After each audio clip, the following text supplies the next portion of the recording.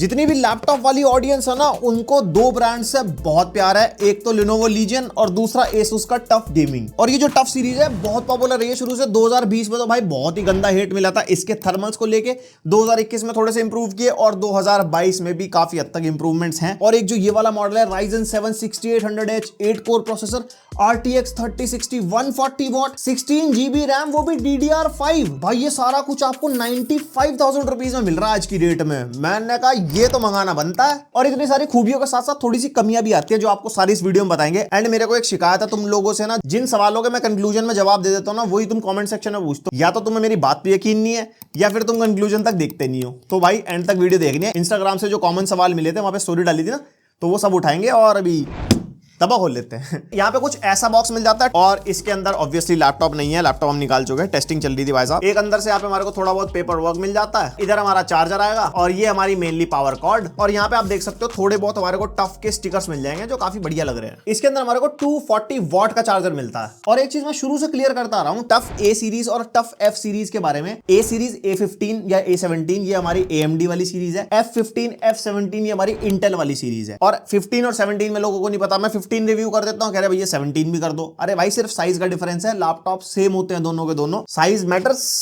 तो देखो वरना रहने दो। इसके अंदर हमारे को मिलता है AMD Ryzen 7 6800H जो हमारा 8 कोर 16 थ्रेड्स वाला प्रोसेसर है। RTX 3060 मिलता है 6 GB VRAM के साथ, 140 वॉट TGP वाला। 16 GB यहाँ पे रैम मिलती है DDR5 4800 मेगाहर्ट्ज क्लॉक स्पीड वाली। और ये रैम डुअल चैनल में है। लास्ट नाइट्रो वाली वीडियो बनाई थी ना, उसमें लोगों ने रैम के चैनल को लेकर काफी सवाल रखे। एक रैम की ना डेडिकेटेड वीडियो प्लान कर रहा हूँ जिसके अंदर चैनल वैनल ये वो लगा के भी दिखाऊंगा कि इस चैनल में क्या फर्क आता है। बताना मेरे को कमेंट सेक्शन में चाहिए या नहीं। और हाँ, मैक्सिमम आप इसको 32 GB तक अपग्रेड कर सकते हो। 512 GB की Gen 3 SSD यहाँ पे हमारे को मिलती है जिसकी रीड एंड राइट स्पीड आपके सामने है। और इसके अंदर हमारे को 2 SSD के स्लॉट मिलता है। तो फ्यूचर में बढ़वानी हो तो 1 TB या 2 TB पर स्लॉट लग जाती है। कंफर्म नहीं पता, ब्रांड वालों को बोल लो भाई साहब क्या बात है। Wi-Fi 6 and Bluetooth version 5.2 and सबसे बड़ी चीज MS Office 2021 आपको इसके अंदर मिल रहा है लाइफ टाइम के लिए। अब जैसे कि लैपटॉप सस्ता है तो ड्रॉबैक्स यहीं से शुरुआत हो जाती है। Gen 3 SSD हमारे को यहाँ पे मिलती है। यूजुअली लेटेस्ट जनरेशन लैपटॉप में Gen 4 मिलते हैं, बट कहीं ना कहीं कॉस्ट कटिंग की गई है। Wi-Fi 6E की जगह Wi-Fi 6 दिया गया है और उससे ऐसा कोई दिक्कत नहीं है। Wi-Fi 6 में भी सारा काम चल रहा है। 5 GHz डुअल बैंड बिल्कुल बढ़िया सपोर्ट है। Wi-Fi 6E 6 GHz पे है और वो तो अभी इतना नॉर्मली हमारी लाइफ में आया भी नहीं है ना, तो उसके तो 99% लोग फायदा उठा भी नहीं पाएंगे। और हमारी वीडियो का ये वाला हिस्सा देहरादून/उत्तराखंड वाले लोगों के लिए, आप अगर यहां से नहीं देख रहे हो तो आप वीडियो में आगे जा सकते हो, टाइम स्टैम्प दिए हैं हमने। अगर आप लैपटॉप बाय करने की सोच रहे हो तो आप विजिट कर सकते हो लैपटॉप स्टोर देहरादून। ये आपको कैपरी ट्रेड सेंटर मिल जाएगा जो क्लॉक टावर के पास है। और यहाँ पे लैपटॉप्स की सारी वैरायटी अवेलेबल है, like gaming, business, thin and light या फिर इवन कन्वर्टेबल। आप अपने हिसाब से लैपटॉप यहाँ से बाय कर सकते हो। और यहाँ पे सारे पेमेंट मोड्स अवेलेबल है, cash, credit, EMI, debit, kidney, सब यहाँ पे आपको मिल जाएगा। तो एड्रेस और कॉन्टैक्ट डिटेल्स आपको डिस्क्रिप्शन में मिल जाएंगी। जब भी विजिट करो व्हाट्सएप या कॉल करके जाना, गलत वाला शॉप पे मत चले जाना, बिल्कुल ऑथेंटिक लैपटॉप स्टोर पे जाना है। तो यहाँ पे लैपटॉप हमारे को कुछ ऐसा मिल जाएगा। टॉप लिड यहाँ पे मेटल की मिलती है और काफी माइनर सा टॉप लिड फ्लेक्स हमारे को यहाँ पे मिलता है। और पीछे यहाँ पे हमारी नोटिफिकेशन LED लाइट्स हैं जो अगर आप लैपटॉप को ओपन करोगे तो वो ही आपको अंदर नजर आएंगी। और इंटीरियर हमारा सारा का सारा प्लास्टिक का है। एंड अगर कीबोर्ड फ्लेक्स अगर देखोगे तो थोड़ा सा यहाँ पे कीबोर्ड फ्लेक्स भी मिलता है। बट एक चीज मैं कहूंगा, काफी अच्छी बिल्ड क्वालिटी है भाई, टफ सीरीज की शुरू से ही है। और अंदर से कुछ ऐसी लुक मिल जाएगी। एयर एग्जॉस्ट का वेंट मिल जाता है कोने में, पावर बटन है, ये कीबोर्ड है और यहाँ पे स्टिकर विकर लग रखे हैं AMD Ryzen वगैरह के। और ट्रैक पैड पे अगर नोटिस करोगे तो यहाँ पे एक टफ का लोगो बना हुआ है जो काफी बढ़िया लग रहा है। और पीछे से कुछ ऐसा माहौल मिलता है, यहाँ पे एयर इनटेक के वेंट्स काफी अच्छे खासे छोड़ रखे हैं। और नीचे डाउन फायरिंग हमारे को स्पीकर्स मिल जाते हैं। और अगर भारी बातचीत करें तो पीछे एयर एग्जॉस्ट वेंट मिल जाएंगे और यहाँ पे भी एयर एग्जॉस्ट वेंट मिल जाता है, दूसरी तरफ भी एयर एग्जॉस्ट वेंट मिल जाता है। और यहाँ पे जो लैपटॉप का अपना वेट है वो 2.1 kgs के आसपास है। और यहाँ पे चार्जर और मेन कॉर्ड का वेट अगर आप देखोगे तो टोटल 757 ग्राम्स के आसपास है। और अगर आप यहाँ पे दोनों को मिला दोगे तो लगभग 3 किलो का वजन आपको अपनी इस कमर पे उठा के चलना पड़ेगा। फिर उसके साथ बैग भी आ जाएगा और बैग के अंदर एक्स्ट्रा सामान भारी भरकम। और यहाँ पे अगर आप देखोगे स्क्रीन वॉबल हमारे को थोड़ा सा मिलता है एंड मैक्सिमम इसकी लिड कुछ इतनी खुल जाती है। और इस लैपटॉप में भी हमारे को सिंगल जोन RGB वाला कीबोर्ड मिलता है जिसके अंदर 3-4 लाइटिंग है जो चेंज हो जाती है। और इसकी लाइट्स आप आर्मरी क्रिएट सॉफ्टवेयर में जाके कस्टमाइज कर सकते हो, थोड़े बहुत इफेक्ट्स वगैरह मिल जाते हैं यहाँ पे। और कीबोर्ड का टाइपिंग एक्सपीरियंस वैसा ही है जैसा शुरू से टफ के कीबोर्ड का है ना, काफी ठीक ठाक लगता है इसका कीबोर्ड दिखने में भी और टाइपिंग एक्सपीरियंस भी बढ़िया है। और कीबोर्ड में ऊपर हमारे को डेडिकेटेड कीज मिल जाती है, वॉल्यूम अप डाउन की, म्यूट की और आर्मरी क्रिएट की, जो गेमिंग में बहुत काम आएगी। ऑन द गो आप गेमिंग कर रहे हो, आपको आर्मरी क्रिएट में मोड चेंज करना है या वॉल्यूम कम ज्यादा करनी है या म्यूट करना है, वहां पे गेमिंग वाली बातचीत। और यहाँ पे जो ट्रैक पैड है उसका साइज भी काफी अच्छा खासा बड़ा हमारे को मिल जाता है। फुली क्लिकेबल वाला ट्रैक पैड है और जेस्चर वगैरह भी ये सपोर्ट करता है। बात करें जाए छेदों की तो लेफ्ट साइड में सारे छेद दे दिए हैं। पावर इनपुट का पोर्ट मिलता है, RJ45 लैन पोर्ट, HDMI 2.0 का पोर्ट यहाँ पे मिलता है और यहाँ पे टाइप सी के दो पोर्ट है, एक 3.2 Gen 1 टाइप सी नॉर्मल है, एक और 3.2 Gen 1 टाइप सी है। और ये वाला टाइप सी हमारा डिस्प्ले पोर्ट आउटपुट को भी सपोर्ट करता है, लाइक डिस्प्ले आउटपुट ले सकते हो। और ये पोर्ट हमारा G-Sync को भी सपोर्ट करता है। G-Sync कंपैटिबल मॉनिटर आप लगाओगे तो बेनिफिट आपको मिलेगा। उसके बाद यहाँ पे USB 3.2 Gen 1 type A port एक और मिल जाता है और एक हेडफोन माइक जैक का कॉम्बो। राइट साइड में इकलौता अकेला हमारा USB 3.2 Gen 1 type A port. Seriously ports के मामले में कोई कमी नहीं है। और हाँ, डिस्प्ले आउटपुट एंड मक्स स्विच की बात कर ली जाए, आपको करंट जनरेशन लैपटॉप यानी कि 6000 सीरीज और 12 जनरेशन के साथ मक्स स्विच मिलता है। इसका मक्स स्विच हम आर्मरी क्रेट में जाके GPU मोड पे जाके चेंज कर सकते हैं। और जिनको मक्स स्विच के बारे में अभी भी नहीं पता, थोड़ा सा फिर से आइडिया दे दूं, बहुत वीडियोस में बता चुका हूं। मक्स स्विच के थ्रू आप अपनी इंटरनल डिस्प्ले का आउटपुट चेंज कर सकते हो। यूजुअली सारे लैपटॉप्स में इंटीग्रेटेड जीपीयू से आउटपुट होता है, उसको आप चेंज करके एक्सटर्नल जीपीयू से कर सकते हो, जिससे आपको गेमिंग में 5 से 10% का बूस्ट मिलेगा। और बहुत लोगों के मन में डाउट है ना, जो iGPU वाले लैपटॉप है जिसमें मक्स स्विच नहीं है तो उसके अंदर हमारा एक्सटर्नल जीपीयू यूज नहीं हो रहा गेमिंग में। ऐसा नहीं है, सिर्फ iGPU को डिस्प्ले रेंडर के लिए यूज किया जा रहा है, बाकी सारा लोड eGPU पे ही है। तो इस चीज का थोड़ा ख्याल रखना,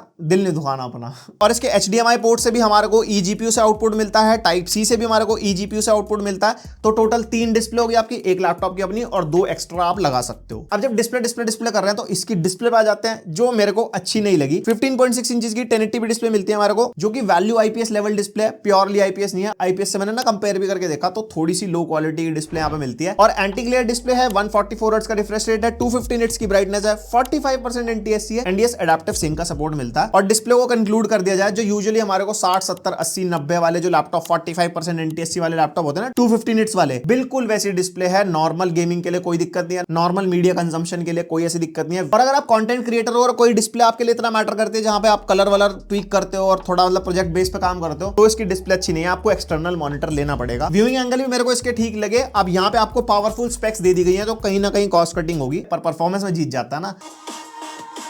इन्होंने स्पीकर की वॉटेज कहीं पे मेंशन नहीं करी, बट स्पीकर की क्वालिटी अब एवरेज कहूंगा, बहुत ही अच्छी भी नहीं कह सकता, बहुत ही बेकार भी नहीं, ठीक ठाक लेवल से थोड़ी सी ऊपर। माइनर सा बेस भी मिल जाता है, ट्रेवल मिल जाती है और ठीक ठाक लाउड है। डाउन फायरिंग स्पीकर है तो फ्लैट सरफेस पे ज्यादा बढ़िया आउटपुट आपको मिलेगा। एंड आपको इस लैपटॉप में डॉल्बी एटमॉस का भी सपोर्ट मिलता है। टफ सीरीज वाले लैपटॉप का सबसे बेस्ट पार्ट है इनकी बैटरी। 90 वॉट की बैटरी मिलती है आपको इस लैपटॉप के अंदर भी। और AMD का प्रोसेसर होने की वजह से ज्यादा पावर एफिशिएंट प्रोसेसर है, ज्यादा पावर ड्रॉ नहीं करता, तो यहाँ पे बैटरी बैकअप तगड़ा मिल जाता है हमारे को। मैं इसके अंदर बेसिक यूसेज करके देख रहा था, यूट्यूब साइड बाय साइड चला हुआ था, फुल स्पीकर पे चल रहा था, 50% स्क्रीन ब्राइटनेस, iGPU मोड पे था, बैटरी सेवर पे था। लाइक यूजुअली बंदा बैटरी पे नॉर्मली चीजें करेगा, गेमिंग वेमिंग में कभी नहीं सजेस्ट करता, चलती भी नहीं अच्छे से, और ना ही प्रोडक्टिविटी करना बैटरी पे। तो यहाँ पे इसने मेरे को 5 आवर्स का बैकअप निकाल के दिया, जो कि बहुत बढ़िया है। और यहीं पे सेम अगर टफ F15 की बात करते हैं ना, तो उसमें 3.5 से 4 घंटे का बैकअप दिया था। इसका बैटरी बैकअप बहुत बढ़िया है गेमिंग लैपटॉप के हिसाब से। बाकी आपका यूसेज ऊपर नीचे होगा तो बैटरी बैकअप भी फिर ऊपर नीचे होगा। अब जरा इस लैपटॉप की औकात देख लें, आई मीन परफॉर्मेंस के मामले में बेंचमार्क्स करें Cinebench R23 में मल्टी कोर स्कोर 14,000 के आसपास दे गया है और सिंगल कोर थोड़ा ठीक ठीक है 1400 के आसपास। उसके बाद Geekbench 5 जो कि हमारा सीपीयू की पावर को दिखाता है, multi core 9300 and single core 1500 के आसपास। PC Mark 10 जो डे टू डे टास्क के लिए होता है 6992, अच्छा स्कोर है, लाइक बढ़िया स्कोर निकाल के दिया। उसके बाद क्रॉस मार्क के स्कोर आपके सामने कंपैरिजन के लिए काम आ सकते हैं। एंड 3D Mark X5 में टोटल स्कोर 9340, जिसके अंदर CPU और GPU के स्कोर्स भी 9000 प्लस है। तो नंबरों में तो बहुत ऊपर के स्कोर्स दिए गए। लाइक जिस प्राइस पॉइंट पर लैपटॉप आता है 95,000 95,000, इस प्राइस पे कुछ दिन पहले 3050 ऐसे धक्के खा रहे थे। लाइक स्ट्रिक्स हमने रिव्यू किया था, इसका F15 i5 के साथ 3050 मिल रहा था। ये बहुत वैल्यू फॉर मनी है उसके हिसाब से। और सिर्फ नंबरों की बात ही नहीं, हमने उसके ऊपर 4K वीडियो एडिटिंग करके देखी, क्योंकि वो हमारा प्रोफेशन है, हम सबसे पहले वहीं से शुरुआत करते हैं। बढ़िया से इसने एडिटिंग करवा दी। यहाँ पे अगर आपको 3D रेंडरिंग वाले काम करने हो, ब्लेंडर वगैरह अगर आपको चलाना हो, वो भी आराम से करवा देगा। बिकॉज 6GB VRAM वाला GPU है और साथ में 16GB रैम है DDR5, तो परफॉर्मेंस में कोई दिक्कत नहीं देगा। और म्यूजिक प्रोडक्शन वालों के लिए भी कोई दिक्कत नहीं है। कोडिंग अगर आपको करनी है तब भी कोई दिक्कत नहीं है। डे टू डे टास्क करनी है तब तो आंख बंद करके कर लो। और फोटोशॉप वगैरह चलाना तो उसमें भी मतलब बढ़िया परफॉर्मेंस दे जाएगा। और अगर आपको उस पर लाइव स्ट्रीमिंग करनी हो तो वो भी आप कर सकते हो। अभी हमारा टफ गेमिंग A15 ना, मतलब गेमिंग लैपटॉप है, गेमिंग की परफॉर्मेंस आप देखो। उसके बाद बात करते हैं कंक्लूजन की, और उसमें सारे सवाल उठाएंगे जो इंस्टाग्राम पे है। कंक्लूजन मिस नहीं करना, बार बार बोल रहा हूं। सबसे पहले यहाँ पे हम टेस्ट कर रहे हैं वैलोरेंट, और ग्राफिक्स क्वालिटी हमने रखी है हाई पे। सीपीयू की पावर को टेस्ट करता है तो इससे अंदाजा हो जाएगा हमारे को। एंड यहाँ पे वैलोरेंट में हमारे को हाई सेटिंग्स पे 1080p में 250 260 FPS के आसपास मिल रहा है। अगर यहीं पर मैं Intel 12th generation i7 12700 H से कंपेयर करते हैं तो उसके अंदर 300 प्लस FPS मिलता है। तो एक चीज का ध्यान रखना, हमेशा इंटेल सिंगल कोर परफॉर्मेंस ज्यादा बेटर देता है, जो हमारे को गेमिंग में बेनिफिट देती है।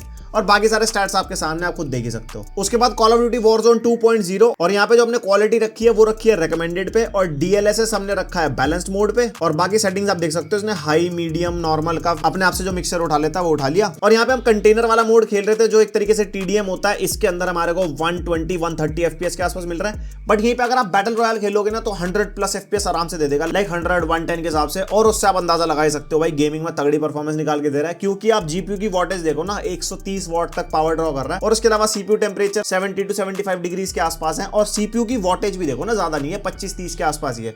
तो उसके हिसाब से कहूंगा थर्मल्स ठीक ठीक है, कूलिंग पैड लगाओगे तो और भी बढ़िया हो जाएंगे। उसके बाद यहाँ पे टेस्ट करें हम साइबरपंक, और सेटिंग्स रखी है रे ट्रेसिंग अल्ट्रा पे, बट DLSS को हमने कर दिया था बैलेंस्ड पे। ऑटो पे फिर ज्यादा रेजोल्यूशन गिरा देता है, और बाकी सारी सेटिंग्स आप देख सकते हो, सब कुछ हाई अल्ट्रा हो चुका है। यहाँ पे निचोड़ निकाल देंगे इस लैपटॉप का पूरा। और भाई यहाँ पे रे ट्रेसिंग अल्ट्रा पे DLSS बैलेंस्ड पे 50 FPS के आसपास निकाल के दे रहा है ये। और जिन लोगों को थोड़ा सा भी ये है कि DLSS क्वालिटी पे रखा करो, तो हमने यहाँ पे DLSS क्वालिटी भी कर दिया है, और ज्यादा कोई खास ऐसा फर्क नहीं पड़ा, 5-7 FPS का ही फर्क पड़ा है, और गेम अभी भी प्लेएबल है। और DLSS क्वालिटी पे करने से गेम के टेक्सचर की क्वालिटी थोड़ी सी बढ़ जाती है, थोड़ा सा ज्यादा अच्छा दिखाई देता है बस, क्योंकि रेजोल्यूशन थोड़ा बढ़ जाता है ना। उसके बाद हमने सोचा रे ट्रेसिंग हटा देते हैं, सिर्फ अल्ट्रा सेटिंग्स पे टेस्ट करते हैं, और उसके अंदर DLSS हमने रखा है क्वालिटी पे। और यहाँ पे भाई अल्ट्रा सेटिंग्स पे अगर आप रे ट्रेसिंग के मजे नहीं लेते तो 70 से 80 फ्रेम पे गेम ये चल रही है। अब जाके कहीं साइबरपंक हमारी ऑप्टिमाइज हो पाई है, जिसको हम गेम टेस्ट में इंक्लूड कर सकते हैं। और बात करते हैं लैपटॉप की परफॉर्मेंस की, वो तो बढ़िया ही दे ही रहा है। और GPU की वॉटेज यहाँ पे देखो 120 से लेके 125 वॉट तक ये पावर ड्रॉ कर रहा है। एंड यहाँ पे बाकी सारे स्टैट्स आपके सामने है। CPU के टेम्परेचर मैंने आपको बताया थोड़े से ज्यादा जा रहे हैं, टफ के अंदर थोड़े से थर्मल्स हमारे को ठीक ठीक मिलता है। कूलिंग पैड लगा के खेलोगे तो कोई ऐसी दिक्कत आएगी नहीं।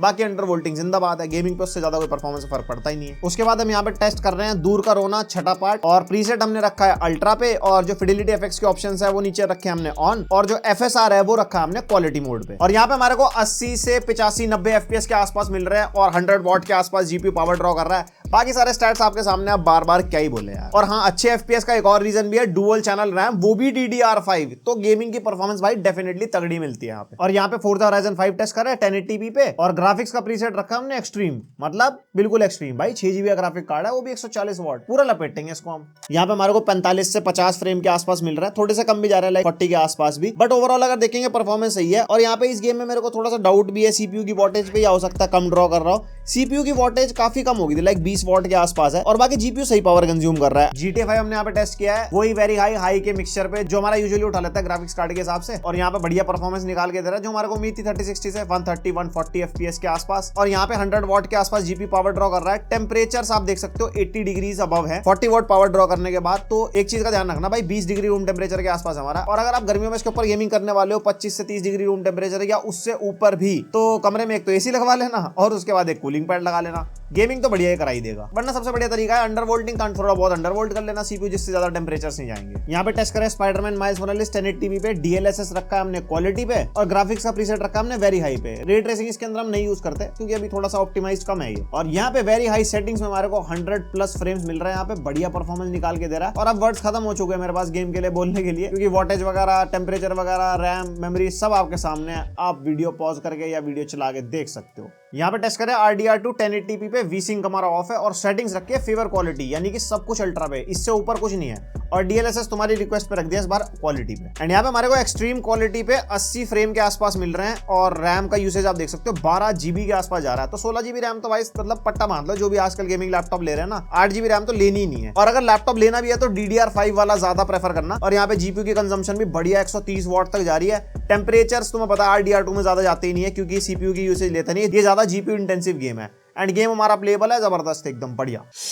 हो भाई, रात के बज रहे हैं 10 जब मैं कंक्लूजन शूट कर रहा हूँ, और ठंड अच्छी खासी हो रखी है आज, तभी ऐसे मोटी मोटी जैकेट पहन के बैठा हूँ। और भाई इतने सारे सवाल इंक्लूड किए हैं ना मैंने इस वीडियो में, लाइक पूरी वीडियो एक तरफ और कंक्लूजन पार्ट एक तरफ। सबसे पहले तो इस लैपटॉप को कंक्लूड कर लेते हैं, लाइक 95,000 में आपको लेना चाहिए या नहीं। भाई definitely you can go for it. सिर्फ एक डिस्प्ले का एक ड्रॉबैक है, उसके अलावा पूरे लैपटॉप में कोई दिक्कत नहीं है, चाहे गेमिंग परफॉर्मेंस हो फिर चाहे प्रोडक्टिविटी हो, दोनों केसेस में बढ़िया परफॉर्म करता है। एंड इवन बैटरी बैकअप भी तगड़ा है। बट यहाँ पे आते हैं आपके सारे सवाल जो इसके आसपास वाले लैपटॉप हैं, इससे थोड़े से ऊपर हैं, उनके अंदर क्या अच्छा है, कैसा बेटर है, इससे वो सारी चीजें कवर करनी जरूरी है। लाइक 95,000 से अगर आपका ऊपर बजट है तो सबसे पहले कंफ्यूजन है लोगों में 3050 और 3050 Ti वाले लैपटॉप से इसको कंपेयर करवाने हैं, जो बिल्कुल गलत है। 3050 और 3050 Ti एक 4GB VRAM वाला ग्राफिक्स कार्ड है, उसके आगे 3060 डेफिनेटली नो पॉइंट। हम मेनली कंपेयर करने वाले हैं i7 Ryzen 7 के साथ 3060 वाले लैपटॉप। सबसे पहले बात आती है प्रोसेसर को लेके 6800H जो इस लैपटॉप में है वर्सेस 12500H जो हमारा नाइट्रो में और डेल G15 वगैरह में जिनके हमने रिव्यू करे थे। तो यहाँ पे आप देख सकते हो 6800H हमारा 9 to 10% बेटर है एज कंपेयर टू 12500H। तो यहाँ पे मैं एक ही चीज कहूंगा कि 3060 के साथ अगर आपको प्रोसेसर लेना चाहिए तो 6800H या 12700H लेना चाहिए, 12500H मत लेना जैसे लीजन बेच रहा है, तो वो मेरे लिए बिग नो है। Then comparing 12700H with 6800H, तो यहाँ पे आप देख सकते हो 12700H ज्यादा बेटर है Ryzen 7 के कंपैरिजन में। 12 से 13% का डिफरेंस आएगा क्योंकि हमारा 12700H 14 कोर 20 थ्रेड वाला प्रोसेसर है और ये 8 कोर 16 थ्रेड है, बट उसके अंदर परफॉर्मेंस एफिशिएंसी वाला सीन है जो सेपरेट हो जाता है, इतना ज्यादा डिफरेंस क्रिएट नहीं करता भाई इन प्रोसेसर से। ये थोड़ा सा मार्केटिंग वाला हिसाब किताब भी है। दूसरा मेजर डिफरेंस 12700H ज्यादा पावर ड्रॉ करता है, इस वजह से गर्म भी ज्यादा होता है, पावर एफिशिएंट नहीं है, तो परफॉर्मेंस थोड़ी आपको बेटर मिलेगी, बट थर्मल्स थोड़े से एवरेज मिलते हैं इंटेल के लैपटॉप्स के साथ करंट जनरेशन में, लाइक 12th जनरेशन की बात कर रहा हूं। टफ F15 या टफ A15, F15 वही जो हमने रिव्यू किया था i7 12700H के साथ 3060 वाला, वो आज की डेट में 1,19,000 का चल रहा है। और उस लैपटॉप और इस लैपटॉप में मेजर डिफरेंस आ जाएगा डिस्प्ले को लेके। इसके अंदर 45% NTSC वाली डिस्प्ले है, उसके अंदर 72% NTSC वाली डिस्प्ले है। बाकी ब्राइटनेस सेम है, रेजोल्यूशन सेम है, बाकी रिफ्रेश रेट का भी डिफरेंस है। इसके अंदर 144 हर्ट्ज है, उसके अंदर 300 हर्ट्ज है। एंड सबसे बड़ा डिफरेंस प्रोसेसर का तो है ही, 12700H ज्यादा बेटर परफॉर्म करता है। बट आप प्राइस डिफरेंस देखो ना भाई, 24,000 के आसपास का प्राइस डिफरेंस है, तो सिर्फ डिस्प्ले को दिमाग में रखना और थोड़ा सा प्रोसेसर बेटर होना,